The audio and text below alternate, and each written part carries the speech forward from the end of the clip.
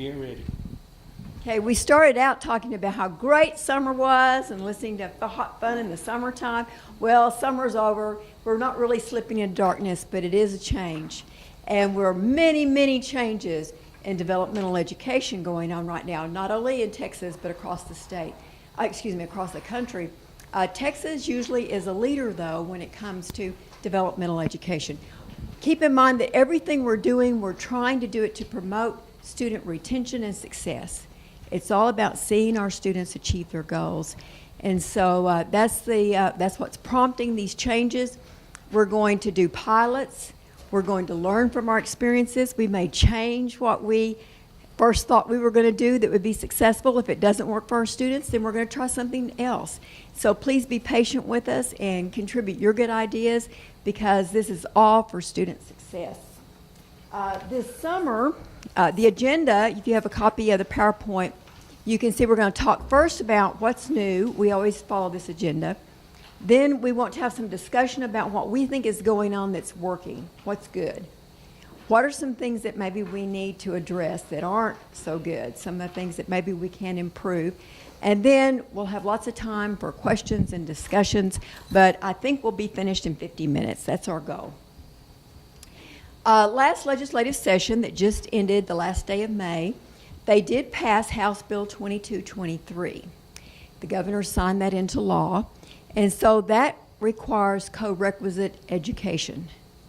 And so we're going to explain what co-requisite education means. And then also, in addition to the legislature being active, the Texas Higher Education Coordinating Board took action this summer.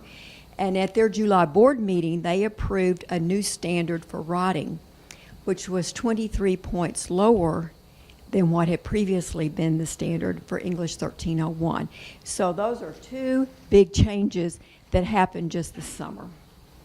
So with House Bill 2223, co-requisite education, the feeling across the state and across the country is that students get trapped in a cycle of developmental education, and it keeps them from ever achieving their goals of taking college-level courses.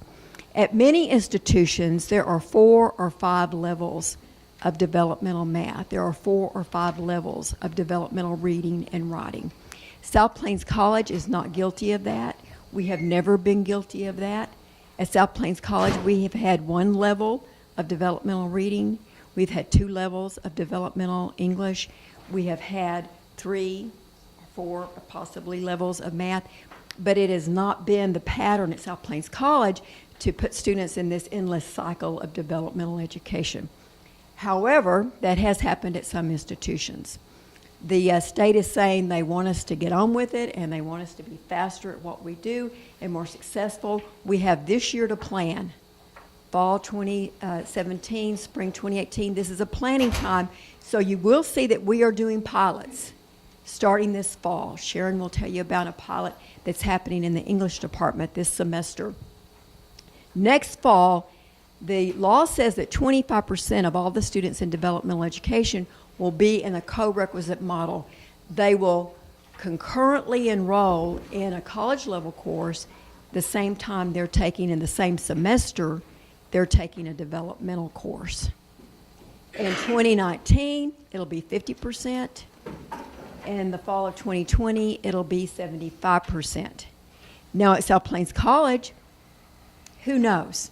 In the fall of 2018, we may have 100%, because we have that flexibility, and we're going to do what we think is in the best interest of our students.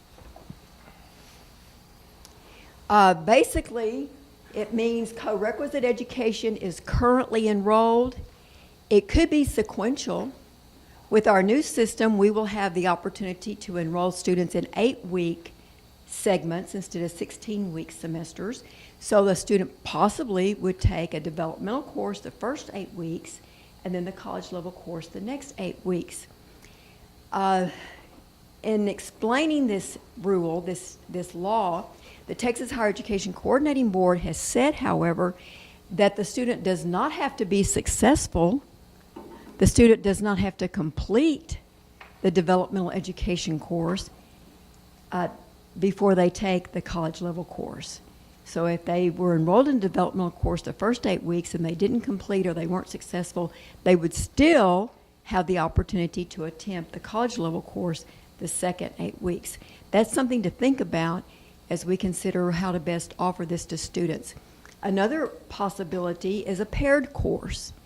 And Professor Race will explain to you how the English department is piloting that this semester. So we may learn that that's a very successful model.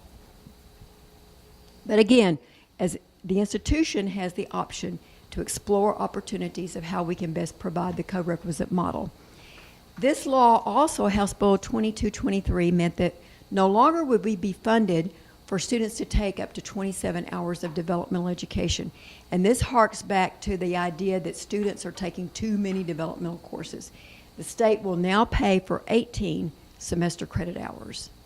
So previously, a student could possibly be enrolled 3 semesters in developmental reading, 3 semesters in developmental writing, 3 semesters in developmental math, or whatever configuration to get up to 27, and the state would be reimbursing us for teaching that. Now the state says we're only going to reimburse you for teaching 18, a total of 18 hours per student. So that could have ramifications for some of our students. But again, that's to get our students through the pipeline at a faster pace. Now, do you have any questions about House Bill 2223?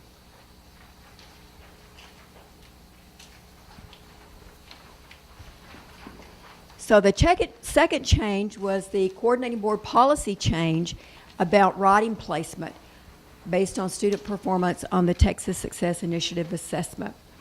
And so there was no change in reading, no change in math. The only change was on the writing section. And so the score used to be 363 on the multiple choice part of the test and an essay of 4 or 5.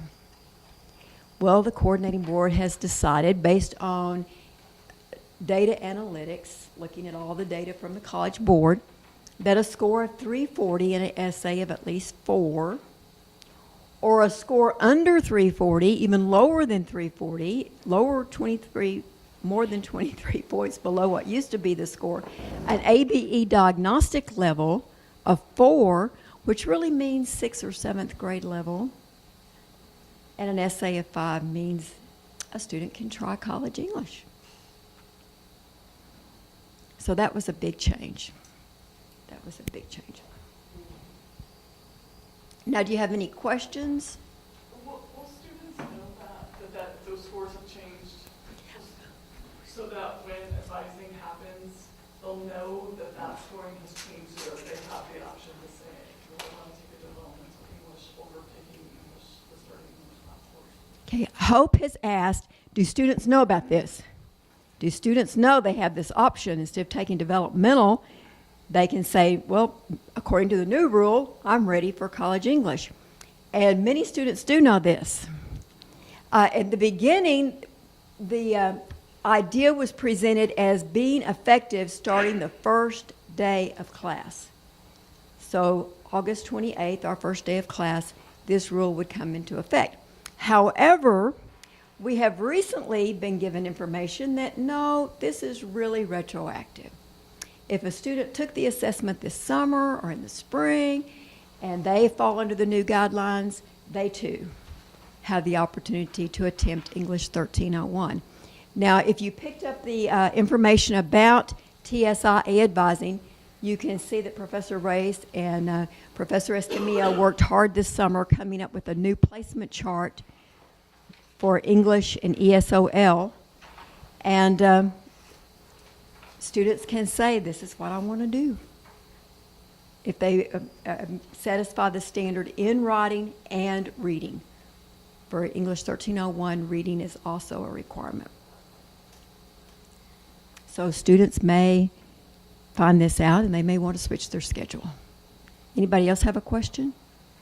How far back does the retroactive score, does it go back to June, May? I mean, how far back are they looking? Okay, Christy's asking how far back can you go? And I assume you can go back to whenever you took the assessment. Years. Christy asked, does that mean years? And I think that is true. And when they looked at all the analytics, I looked at the data too, and it did seem, I am not the expert on analytics that Professor Worley is, the people in his department, but they did have a basis for making this decision based on the probability of students being able to earn a C or better in English 1301. That's the data they were examining. So we'll see how this goes. Yes, Charlene has a question. Okay, I had a student come through advising, sorry.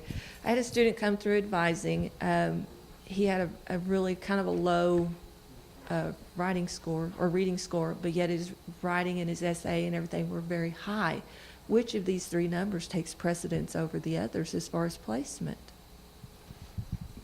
That's a very good question. And I would say, again, this puts an onus on you as the advisor because we do have differentiated placement and holistic advising. So in visiting with the student, if the student says, well, I spent most of my time doing math because I thought that would be hardest, and then I worked really hard on the writing section, I was running out of time or I was feeling pressure and I was tired, I was exhausted, I kind of blew the reading off, I didn't really take it seriously. And you visit more with the student, you look at their high school transcript and you see they did well in their courses, and you get the feeling, I think this student could do English 1301. Then you as an advisor can go into Campus Connect under Advisor Notes and say, I am doing holistic advising with this student. I'm recommending this student take English 1301. Also on Advisor Track, you can put a note. I have made the decision as an advisor to place this student in English 1301. If on the other hand, you visit with the student and you get the feeling this student has maybe not put forth a lot of effort in high school, the student's having some communication difficulties, the student really doesn't have a good reason for not doing well on the reading section, you might encourage the student to take the reading section again to see if their score improves. Or you could ask them to go to the reading class on the first day. We do visit with the students on the first day and the course that we offer in our department, which we no longer offer reading, standalone reading. This is another decision coming down from the Texas Higher Education Coordinating Board that they do not want standalone reading courses. They want reading to be integrated, reading and writing. And so that's what we're doing this fall. And so if the student signs up for that class, they will get more information about their reading.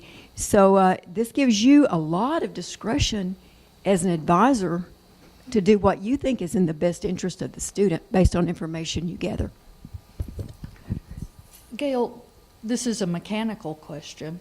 So you're in Campus Connect, and based on your understanding of the student, you want to put him in English 1301, but Campus Connect prohibits you from doing that until you enroll that student in a remedial course. So through the summer, what we were asked to do was to email Andrew and say, drop this student from whatever and add him to English 1301. That seems like a tremendous amount of work to put on Andrew to add and drop students that we think are going to be successful. So this seems like you're giving us permission to do one thing, but Campus Connect is preventing us from doing that thing. And I think maybe Dean Nunez has something to say here. Let me pass the microphone.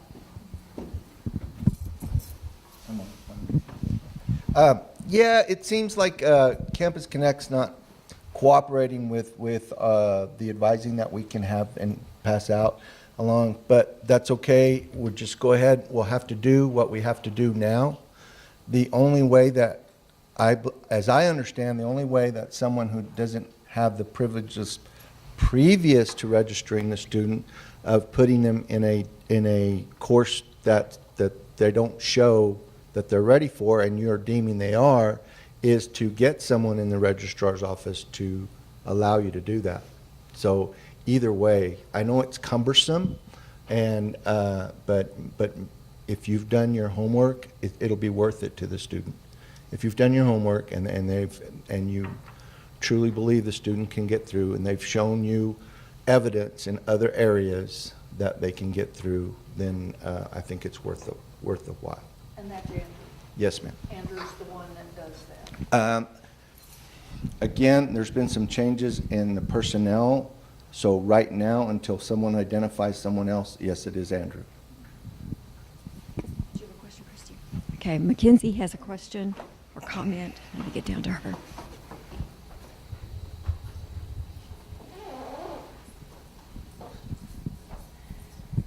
So the reason that the thing in Campus Connect changed, where we couldn't, as regular advisors, just override the decision to put them into 1301 instead of a developmental, is because last spring in the English department we had dozens of students who were put into English 1301 who were not college ready.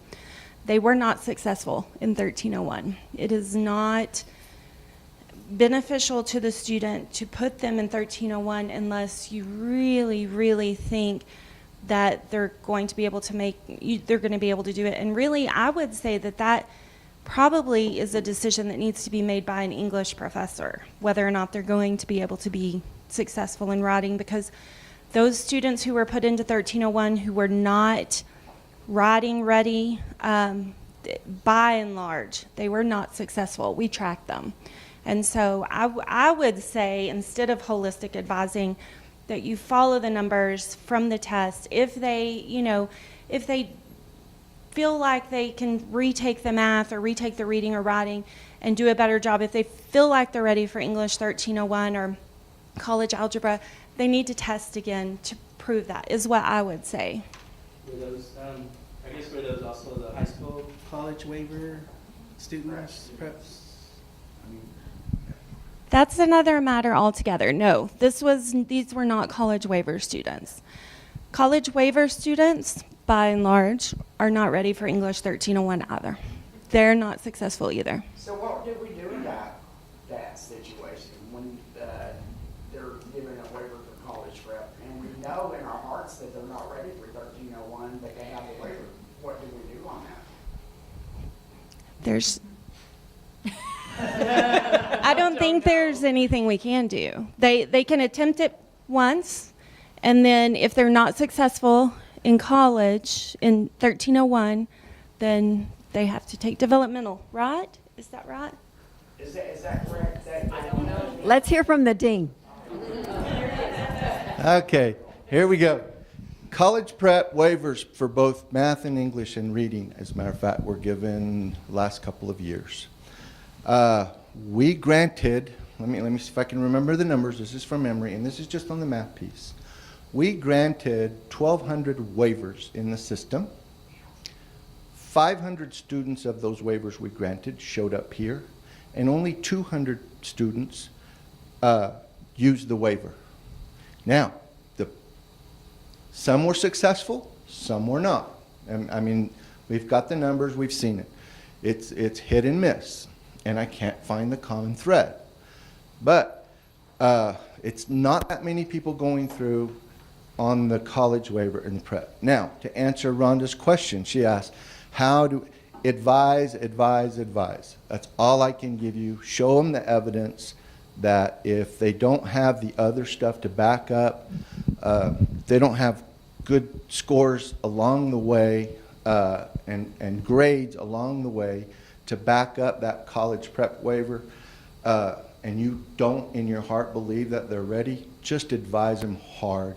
They still have the right to refuse, and some will, and I hope it doesn't turn out regrettably for them, but there we go. But that waiver, now here's something that did happen. They can only use that waiver once in one semester, and then it's supposed to be lifted. So if they've come through with you and they've had a college level course for which they had a waiver in math, reading or writing, reading intensive course, or English 1301, they've had that waiver and they participated in that course and were not successful, they don't get to use the waiver again. It's supposed to be taken off. And if you look at their records, in their transcript, and it's still there, and it hasn't been taken off, please notify admissions and records. personnel there will correct that for you. They've started going back and taking some of those off. I found some of them again yesterday. But that waiver's for one semester, one attempt. Okay? So, what? Yes, they were supposed to have 2 years when they can use it. So if they wait 18 months, I think initially it was 1 year. Within 1 year, they had to attempt college level math class. Now they have the 2 years. But if they had a college prep waiver 2017 and they show up in the spring of 2018, they can still use that.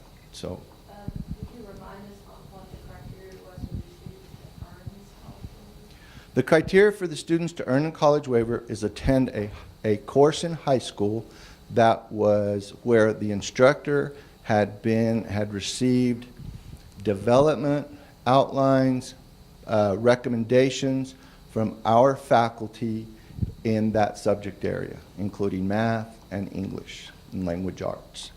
So we give them a seminar of what we expect. They are supposed to implement those recommendations and teach the course the way we've recommended they should teach a course to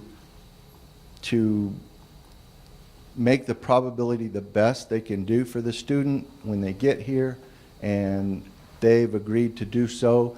We have a memorandum of understanding with that specific school district. It's not a blanket, it's for that school district. If a student comes from a school district with which we do not have a memorandum of understanding, they don't receive the college waiver. So, or excuse me, the college prep waiver. What was the score the students had to earn in that class? They had to have credit. Credit? Yes, ma'am. They scored a 60 in that class. Is that Now, I think 70, the state of Texas, you have to make a 70 before you can earn credit in the course. Now, what their criteria for 70 is, we can't control. We rely on the integrity of the high school instructors. About the college prep? Yes. Okay. Yeah. Question? Thank you, Yancy. Rhonda, maybe a good option for those students that y'all have would be the co-requisite model that we're doing, where they take a developmental and a college credit course so that they don't feel like they're just treading water, but they still get a little bit of remediation. Yeah, because we try with these students. I And know. unfortunately, the student that I'm reporting to was placed on academic and financial aid. Yeah. I spoke to Lola this morning. They're willing to let her come back, Yeah, but she's gonna have to go backwards. yeah, yeah. So that might be an option. That was one thing I was gonna say when Yancy was up there, and it's picking me up here. When I advise, and I have student that has that, what do you call it? That college prep, I tell them, you've gotta be honest with yourself. Were you strong in math? Were you strong in English? If not, it's gonna affect your grade. If you get a D or an F, how many B's or A's is it gonna get for you to get that grade back up? And it's gonna affect you financially, like you just said. I said, it's gonna affect your financial aid, or if you're paying for it, now you're gonna, if you get an F or a D in that class, you're gonna have to take it again. So now you're paying twice for the class, you're spending time, and you're hurting your GPA. And so that's how I get them as an advisor to think about it, is I just go beyond the points, I go into financially, time, and GPA. And a lot of them will be honest and say, okay, well then I better be in developmental math because I struggled in that class. And so, or I need to be in English, developmental English. And so that's one of the ways that I get them to think about it. I just want to say I love your discussion. I love your questions because it shows that you have the best interest of the students at heart and that you really care about what you do as an advisor. So thank you so much for your comments and questions. One short question, not about waivers. So the examples that we've looked at this morning refer to English 1301, but there are other courses that are reading and writing restricted. So these guidelines affect just English 1301, or do they affect, say, History 1301? They affect across the board. Across the board. And if you look at the placement information on the advising handout, you will see the restricted courses listed. But if you visit with a student and you feel it's in their best interest to attempt History 1301 this semester, then that is your responsibility as an advisor to give that student the advice that you think will best serve him or her. I do want you to know that there are resources for professional development where you can learn a whole lot about developmental education and all the changes that are going on. The Texas Higher Education Coordinating Board gave a grant to Texas State University, so they received a substantial sum of money to coordinate professional development for developmental education across the state. And so this is their website. We were going to go there, but I'm not going to take the time to do that. If you go there, you will see all the conferences that have been sponsored across the state in the last year and a half. You'll see presentation slides and handouts and reports and journal articles. All kinds of resources are available. I also want you to know when you go to the coordinating board website, this is their web address, thecb.state.tx.us. And when you go there, you see on the list of options college readiness and success. When you click on that, you get to a page, and if you scroll down, let me see, you can see developmental education TSI. You click on that, and it takes you to another page where you have a lot of resource information. And so there are many sources you can get information that will bring you up to date on what's going on with developmental education in Texas. Now, in talking about reading placement, I alluded to this earlier. We no longer have a standalone reading course. We were considering the option of offering reading for those students who score at the very lowest levels in reading only. But looking back at our population who tested last summer, we would have had 22 students who tested that would fall into that category. I'm not sure that all those students even enrolled in courses, that we might not have enough students in that population to even make a section. So right now it looks like we probably won't offer standalone reading courses in the future. It's still in the catalog, but we probably won't offer that course. We are offering INRW, Integrated Reading and Writing. Our classes are full. But that is a good option because students will get reading and writing instruction in those classes. And you can see up here all the restricted courses that Laura was asking about. There are courses that are reading restricted.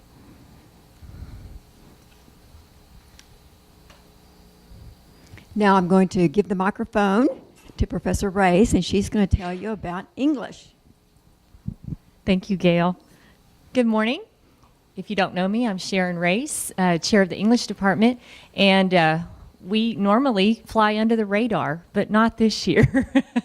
So you have on your TSIA advising handout here, at the top is the writing course placement and ESOL writing course placement. We used to have those as two separate charts, but we decided just to combine them because basically there's a lot of common information there. Let me just kind of break down the changes in how we evaluate a student's TSI writing scores. It's changed a little bit, and now ABE levels play a factor a little bit more than they used to.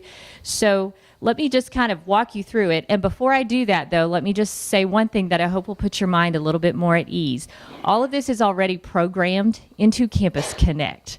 So if this is a little bit overwhelming, you can set it aside and actually just go into Campus Connect, go to the dashboard, click on the placement tab, and you should feel pretty confident that that recommendation, English 0301, English 0302, English 1301, is the accurate recommendation for that student based on this information. Andrew Ruiz and Lamar with Genzibar have already worked on programming this in, so you can feel fairly confident that it's giving you the correct placement recommendation. So that said, if you just want to know the numbers behind the recommendation that you're getting, what's a little different is we used to start with the multiple choice number and kind of go with that first.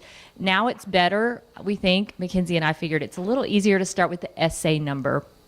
So if you'll start at the top of the chart, the first column to check is that essay, the blue part right here, essay score. The essay 5 to 8 is acceptable if the student has, even if the student has less than a 340 on the multiple choice, but the ABE level has to be at least a 4. And if the student is also TSI complete in reading, don't forget about that. Students have to be complete in both reading and writing to enroll in Composition 1. Now, a student can score a 4 on the essay with at least a 340 on the multiple choice. The ABE test is not administered in that case, and then the student can also be placed in Composition 1. So those are two different scenarios for placing a student in Comp 1. And then the scores go on down from that.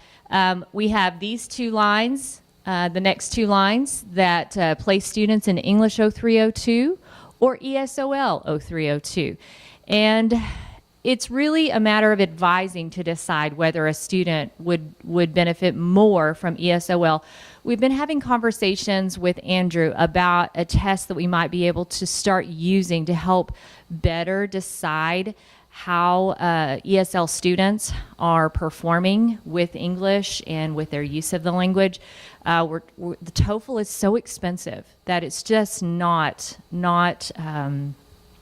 it doesn't seem to be a feasible test for us to use. It's incredibly expensive. They use it a lot down in Houston Community College, but for SPC, I think it's prohibitively expensive. So we're looking for a test that costs around $20 that can help us determine for ESL students where they would be best placed. But for now, we just go off the TSI score. But if you have a student who's an international student who did not graduate from a high school in the United States, I would highly recommend that student be placed. We have a lot of our athletes sometimes that come in from other countries, but even students who've just not been in the States for very long and just are not feeling very confident.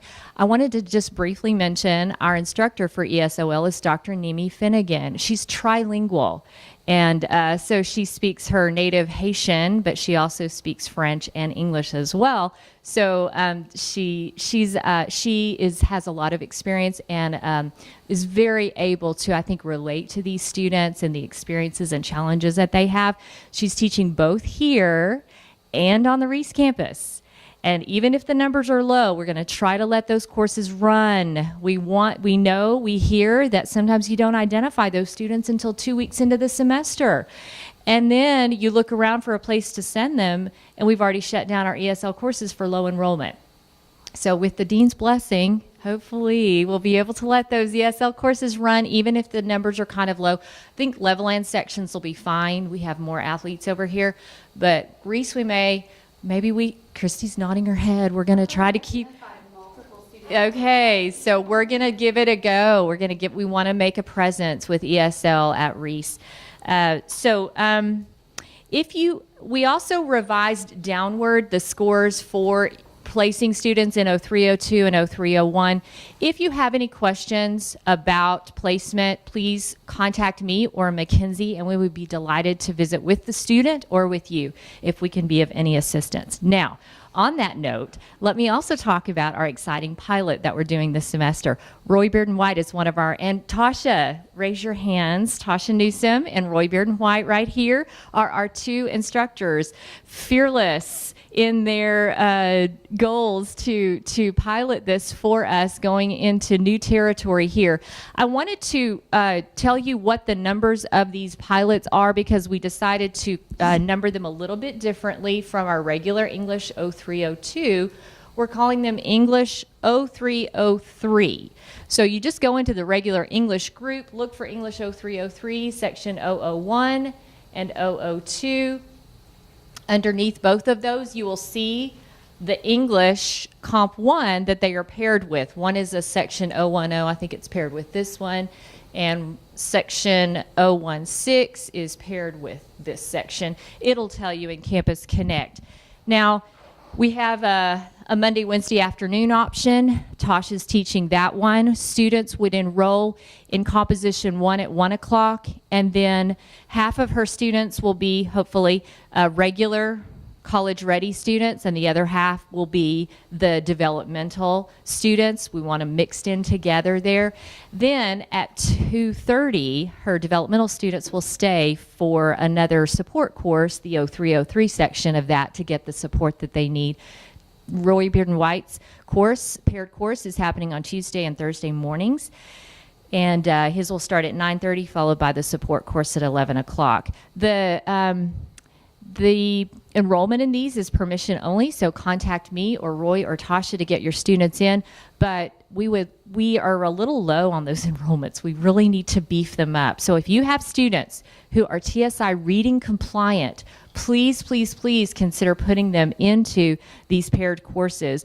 Even if you have one of those college prep students, like Rhonda was referring to, who are feeling a little bit unsure about their skills, not ready to dive on into Comp 1, this is an excellent place for them.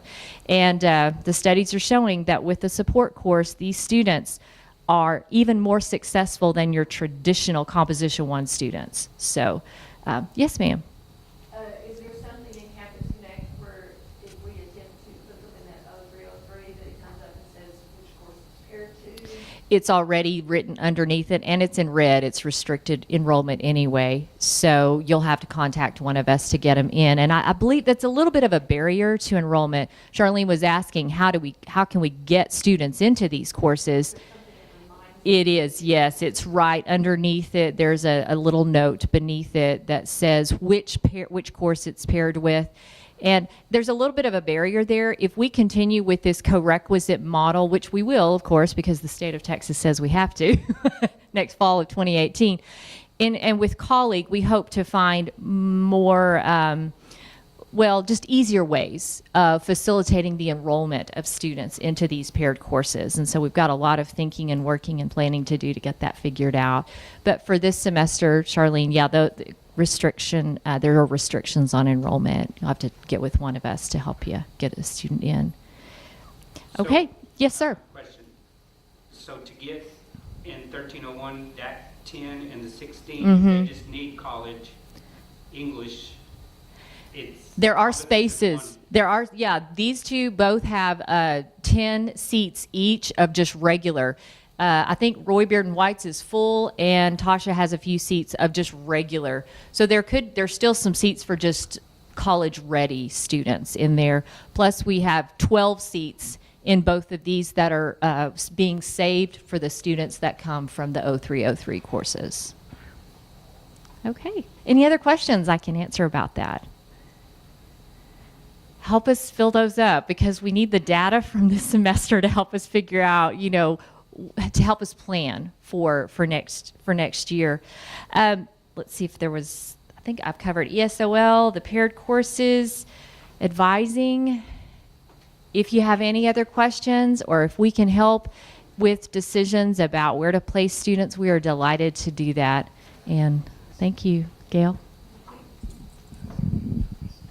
About a third of our students probably need developmental writing courses. About a third need developmental reading.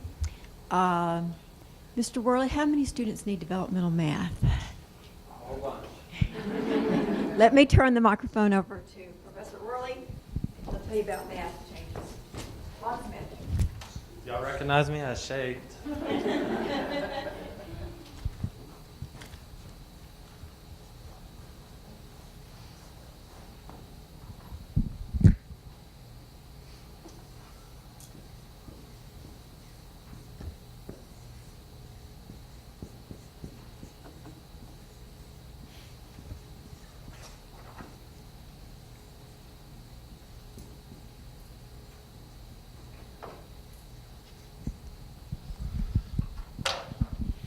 Okay, so this has been our plan, our remedial sequence for the last 10 years. And in the past 2 or 3 years, we've probably had 350 to 400 students who were placed into Math 0310, which is a course that covers adding, subtracting, multiplying, dividing, whole numbers, integers, and fractions. It's on the level of a 4th or 5th grade math class. And when you look at the data and you go back and you try to track those students and who earn college credit here in a math class at SPC. When you start with 350 to 400, at the end of 2 or 3 years, you're just left with a handful. So it's not working, and the state recognizes that. And so one thing that we did is we eliminated that course. That was our first thing that we needed to do, okay? Because we're not going to get funded for Math 0310 anymore. The learning outcomes that we did cover in Math 0315, we did backtrack that a little bit, so it's going to cover some of the 0310 concepts, okay? Now, I had a choice of just running these 2 classes, this 2-semester remedial sequence, and just say, okay, you go into 0315, and if you're extremely weak in math, tough, it's college. I chose not to do that. And so I created an NCBM 0105. These are students who are at an adult basic education level. So when they take the TSI and they're tested into ABE, they get a grade level.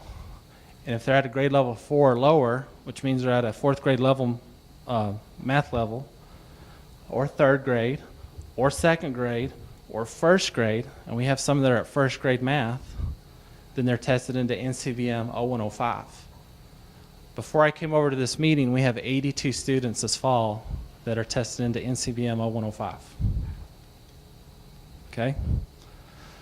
Now I had another choice. Do I have an actual class where they have to meet at 1 to 2:15? Or do I do something outside the box? I went outside the box because I didn't know what the enrollment was going to look like. And I didn't want to like force students to say, you have to take a 1 to 2:15 on Monday, Wednesday.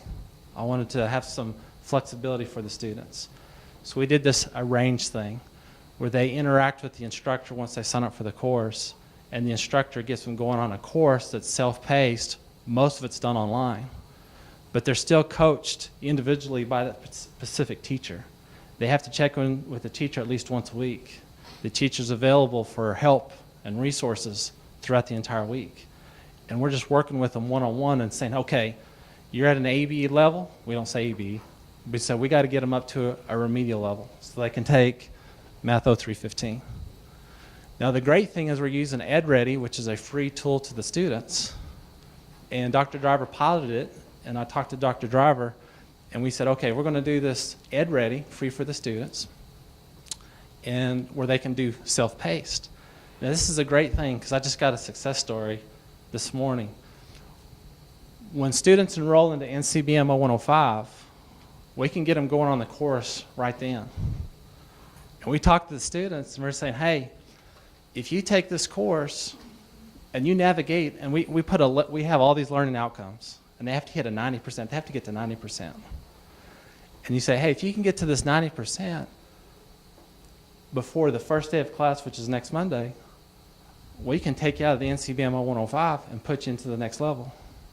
It'll save you a semester, and it'll save you $138. And so once they are told that, like, all right. So we got all these students right now this week that are working on NCBM 0105 right now and talking to our instructors and trying to see if they can get through the course.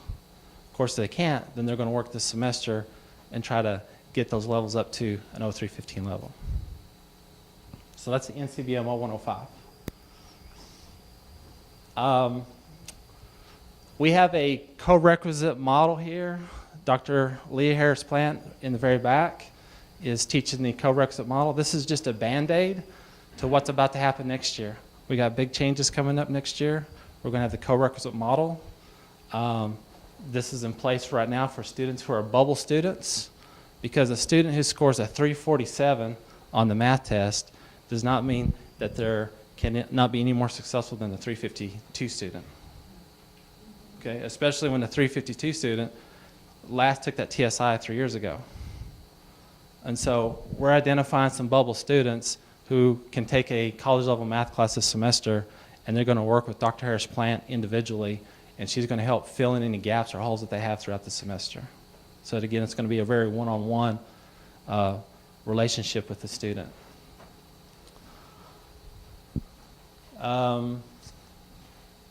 You got the pathway, the statway? There you go.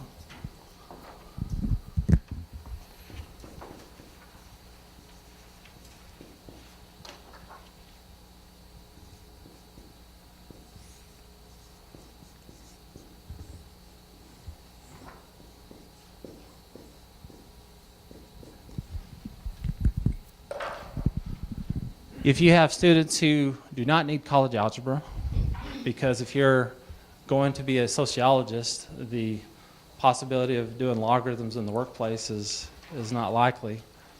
And so not every major needs classes like college algebra or math for business majors. Sometimes you just need 6 hours of math. Sometimes they specify a specific class like statistics or contemporary math. If you have those students, then you can actually go on this other pathway, and this is a one-semester remedial class that prepares them for these 2 courses only. If they go down this path, undecided students should be here, because we don't know. We don't want them to go here, then have to switch over here. But if they're undecided or they need one of these classes, they can go this route, and they can take any college level math class. Entry level, that would be college algebra, math for business majors, contemporary math, and statistical methods are 4 freshman level gateway courses. So this will save them a semester.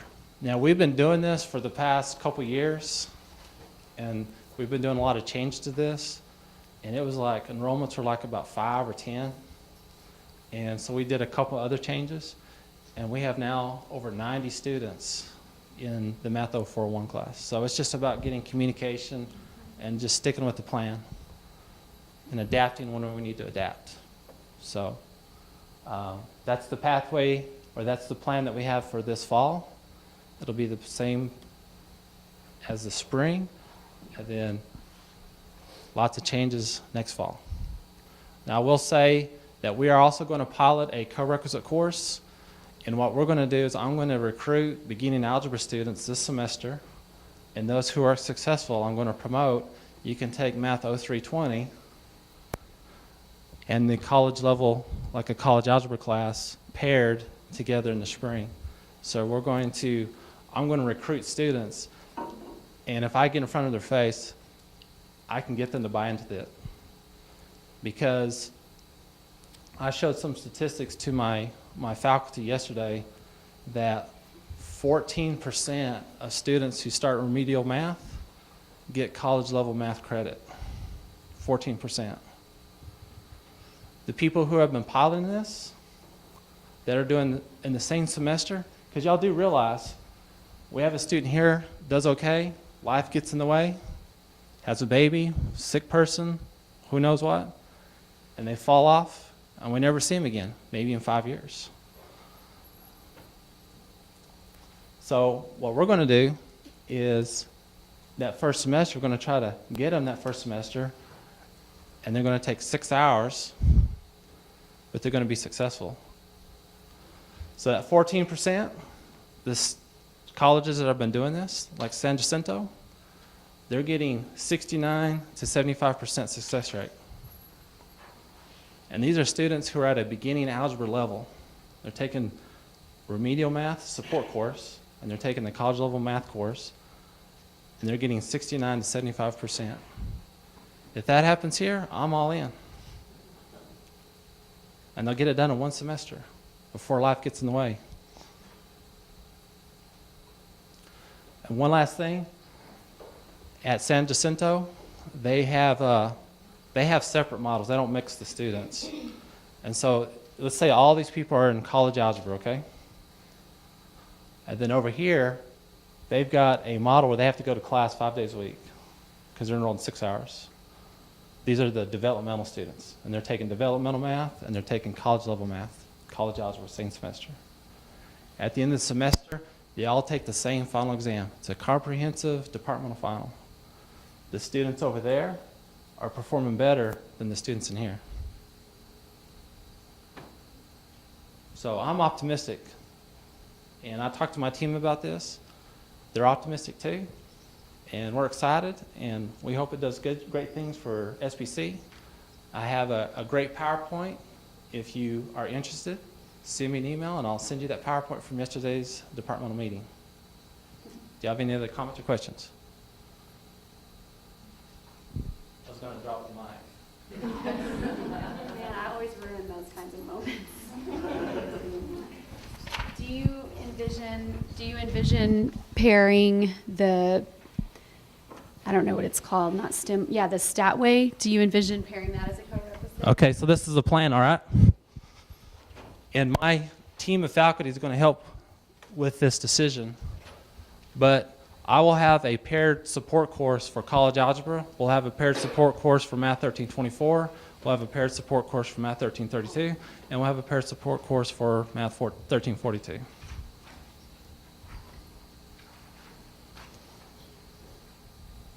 Scheduling nightmare. That's my problem. You do it, I'll hurt you. Thank you, Mr. Worley. So there are some exciting things happening. And as Mr. Worley said, there are going to be big changes in the fall of 2018. And then keep in the back of your mind, in Texas, the legislature will meet again in the spring of 2019. And who knows what will happen then? We may see something totally different. I do want you to know about NROC. And Mr. Worley was talking about Ed Ready. And that's available free to all of our students through our Title V grant.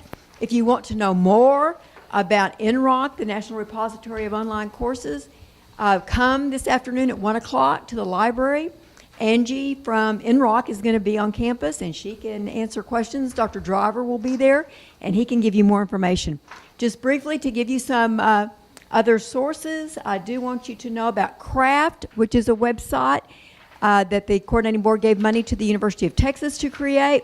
The address is crafttext.org, and there are all kinds of practice exercises in reading, writing, and math for students at that website. Hope has a question. I actually have just because I have all of you available, we have databases that help in reading, writing, and math. We also have videos, so make sure you hit the Leveling campus, and all that information that are videos can be brought to Reese, the new Lubbock Center, and up to Plainview.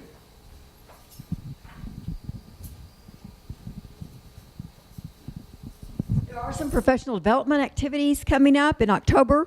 This is a very strange time. It's a Monday, Tuesday conference, but it's in Galveston, and I'm going to be presenting there for some strange reason. But anyway, I want you to know about the College Academic Support Conference that's coming up. Also, you want you to know about the national conference, the College Reading and Learning Association, that's going to be meeting in November. NAID is going to be meeting in February, and that looks like a beautiful destination. And thank you for being such wonderful faculty members and advisors, and the great job you do, because you do make a difference in students' lives. Mr. Alonso. Can you give names of the two that talked, so we have that on camera? Yes. In contact. Yes. Sharon Race is the chairman of the English department. You can contact her for more information. Alan Worley is chairman of the Math and Engineering department. You can contact him for more information. And my name is Gail Malone. You can contact me for more information. And if you want us to send you anything, if you will make a note on the sign-in sheet, I'll be happy to get the information you need and send it to you. Thank you so much for your participation.